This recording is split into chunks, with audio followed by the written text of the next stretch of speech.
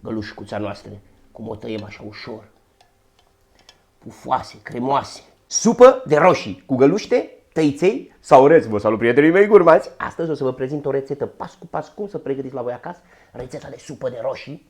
Eu o pregătesc cu găluște. Dacă aveți un stil de viață vegan, schimbați găluștele cu orez și mâncați ceva excelent. Încep rețeta. Toate ingredientele le avem pe masă, ingredientele de vară simple. Haideți să vi le prezint. Eu folosesc 1 kg de roșii. Vedeți? Roșii proaspete, ardei, o ceapă, 2 morcovi și puțin albitură, am țelină. Această supă de roșii putem să o facem cu tăiței, cu orez sau cu găluște. Eu astăzi o să fac cu găluște, astfel vă mai arăt odată cum fac găluștele. Puțină verdeață, ulei pentru prăjit, sare și piper. Atâta tot. Fără să mai vorbesc, încep. Iau puțin ulei și adaug aici ulei într-o cratiță pentru călit. Astăzi eu o să o fac fără carne. O facem fără carne. Dacă vreți să folosiți, puteți să puneți supă de pui. Îmi iau așa bebelușul meu și tăiem ceapa. Nu trebuie să o tăiem nici prea fină, nici prea groasă, pentru că după aia o să vedeți cum le facem. Și o tăiem așa. Gata. Ceapa am tăiat-o, aproape că nici nu plâng astăzi. Uleiul s-a încins puțin, o luăm și o adăugăm aici la prăjit. Așa. Opa. Am zis că nu, dar mă ia lacrimile. Îl ia lacrimile pe domnul Sebi. Iau și morcovul și îl tăiem. Așa. Îl tăiem în cubulețe mici. Așa îl tăiem. Vedeți cuțitașul meu, prietenii mei gurmanți? Într-o săptămână, 2, imediat îl scot pe piață. Cei care m-ați întrebat de el, că e un cuțit tare drăgălaș și mi este mie. Mestecăm puțin ceapa și continuăm cu morcovul. Așa. Le facem. În timp ce vorbim, să și lucrăm. Tăiem și albitura imediat. Finiti. Haide. Am pus zarzavaturile. Aici cu uleiul. Le adăugăm puțină sare. Așa. Și ele să se împrietenească, să schimbe culorile. Cum nu avem nici carne, nici nimic, această prăjeală îi dă puțin gust la supica noastră. Și acum tăiem și ardeiușul. Eu la sfârșit o să le trec prin blender, așa că nu trebuie să le tăiați prea micuțe, vedeți? Îl tai mai mare. Adaug și ardeiul. Le amestec și le lăsăm bine puțin, câteva minute aici, la năbușit. Imediat le pun capacul. Le mai adaug puțin ulei, că am adăugat puțin. Așa. Și le lăsăm aici la foc mic să se năbușe. Acum imediat, între timp ce vorbesc cu voi, vă și explic. Trec să opăresc roșiile. Iau o cratiță de aici. Cratița mea curată. Punem aici. Le-am lăsat roșiile așa cu codiță să le vedeți ce frumoase sunt. Le rupem codițele și le pun aici. Acum opăresc roșiile doar ca să le curățăm mai repede de coaje. Le pun apă fiartă și le las să dea un clocot. 1. Și acum le luăm și le curățăm de pieliță. Uite, poți să le faci așa una, dar eu nu o să le fac. Eu le tai în două. Așa. Și astfel, cu un cuțitaș mai mic, le curăț. Se curăță imediat, vedeți? Le tai așa în cubulețe. Puteți să le tăiați în 4, cum vreți. Eu le las așa în cubulețe. Și le punem toate aici, în castronel. Între timp ce fac eu roșiile, uitați ce frumos a năbușit aici câteva minute, am lăsat-o vreo 10 minute acum. Eu adaug apă fiartă. O să mai completez cu apă fiartă dacă e nevoie. Și le lăsăm să înceapă să fiarbă. Gata, haideți să vă spun ce am făcut cu graba aici să nu pierd nimic. Am completat cu apă, am pus aproximativ 2 litri de apă fiartă, am pus sare și o las aici să fiarbă așa frumușel. Roșiile le-am curățat. În loc de apă, dacă vreți, puteți să puneți supă. Dacă aveți supă de pui sau supă de oase, tot ce vreți, puteți să puneți. Eu o fac astăzi cu apă. Și acum avem roșiile aici. Prima dată, eu o să trec să pregătesc găluștele. Aici nu o să vă explic prea multe, dacă ați văzut rețeta mea de supă cu găluște. Caută supă cu găluște Sebi, să vedeți acolo, v-am explicat pas cu pas cum am cântărit ouăle, am 140 de grame de griș la 2 ouă. Și acum le separ albușurile de gălbenușuri. Odată separate ouăle, le-am făcut ca să mă vedeți ce facem. Adăugăm albușul aici, după cum v-am spus, data trecută, și îl batem. Îi pun puțină sare și îl batem manuality. L-am bătut manual, astfel mai fac puțin sport. Vedeți? Acum ce fac? Peste gălbenușuri adaug puțină sare, așa, la fel. Le amestec și le adăugăm aici peste albușuri. Le amestecăm frumos, astfel găluștile mele ies foarte, foarte pufoase. Odată amestecate bine, începem să incorporăm grișul în ploaie. Aici vă recomand să folosiți un griș gros. Nu folosiți un griș cel mai fin, un griș de bob mai gros, da? Este mai bun pentru găluștele noastre. Și îl adăugăm așa în ploaie și amestecăm încet, fără să omorâm tot albușul. Gata.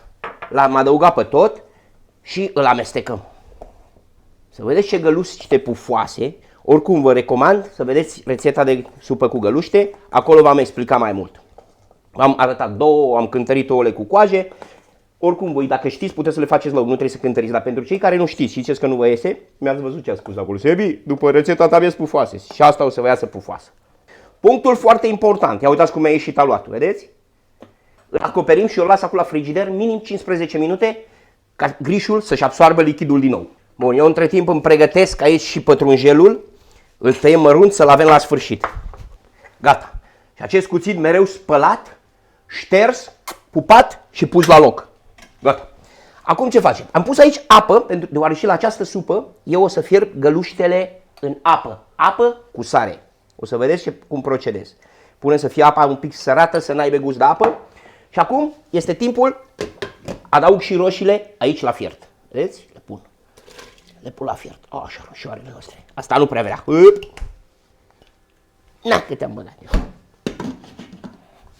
Le amestecăm și până pregătim găluștele, le lăsăm și pe ele să fiarbă aici. Înainte să încep cu găluștele, fiți atenți ce fac.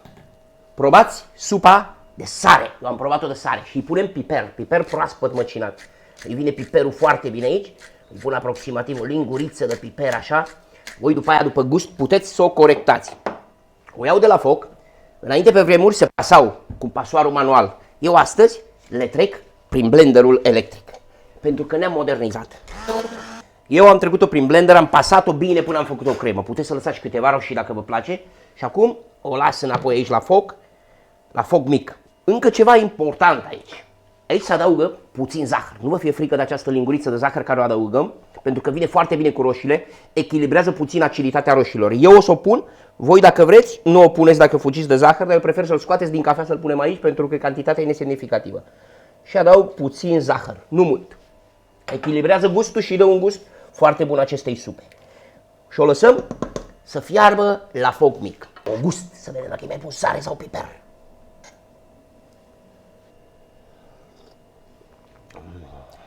Wow!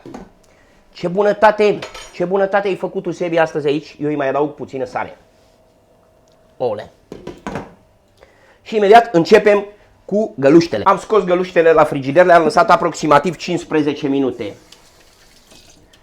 Ne spălăm pe mâini. Îmi iau 2 linguri. După cum v-am arătat la rețeta anterioară, începem să le formăm. Aici îmi țin un castronel cu apă.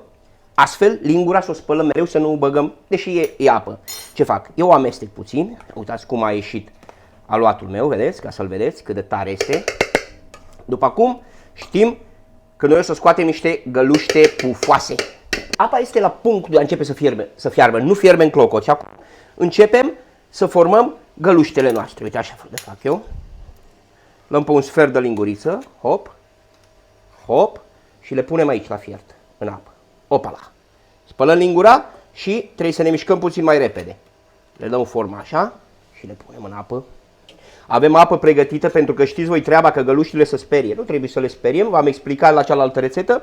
Trebuie să le oprim fierberea. Dacă începe să fiarbă prea mult, le oprim fierberea și ele astfel, când se opresc și dă apă rece, încep să crească. De roșii în acest moment este la foc foarte mic, cât să se mențină caldă. Atâta tot. Le mai speri odată, le mai opresc fierberea, așa, dăm focul mai mic, că dacă nu se sfărâmă, și le lăsăm aici la foc mic încă 5 minute aproximativ, așa. După care o să vedeți ce fac. Găluștile au fiert destul aici, le iau, așa cu o lingură încet să nu le zdrobesc și le pun în supa mea. Eu cum vă spun, nu trebuie să vă complicați cu găluște, puteți să puneți tăiței, dar tăiței fierbeți tot în apă, îi spălați bine după aia și îi puneți în supă. Așa. Și încă ceva am văzut că la început, dacă aluatul nu stă bine 15 minute minim, vi se sfărâmă găluștele. Uite, ce frumoase s-au făcut. Le pun aici, astfel termin cu celelalte.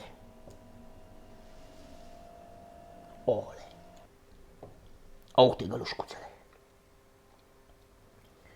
Punem 3 la porții așa frumoase. Adăugăm verdeață pe deasupra așa.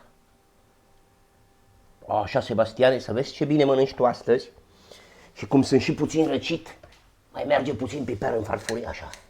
Ați urmărit o rețetă de supă de roșii pentru vară și acum trecem la momentul cel mai așteptat. Fiți atenți găluștele. La toți cei care mi-a zis Sebi mi se sfărâmă, e singurul secret. Le faceți și le lăsați 20 de minute lăsați-le.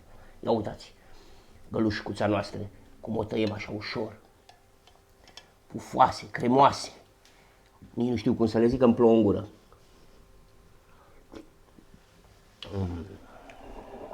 Vă umpleți de viață, prietenii mei gurmanzi, probați cu încredere această supă de roșii și în locul găluștelor puteți să puneți orez. Dacă aveți un stil de viață vegan, puneți orez. Dacă nu, tăiței, dar fierbeți în apă tăiței, spălați cu apă și puneți la sfârșit în supă. Cu astea spuse, prietenii mei gurmanzi, eu să-mi termin liniștit această supică. Pe voi vă pop, vă invit să-mi dați un like, să distribuiți rețeta cu prietenii voștri și ne vedem în un nou video. Bye, bye! Ciao!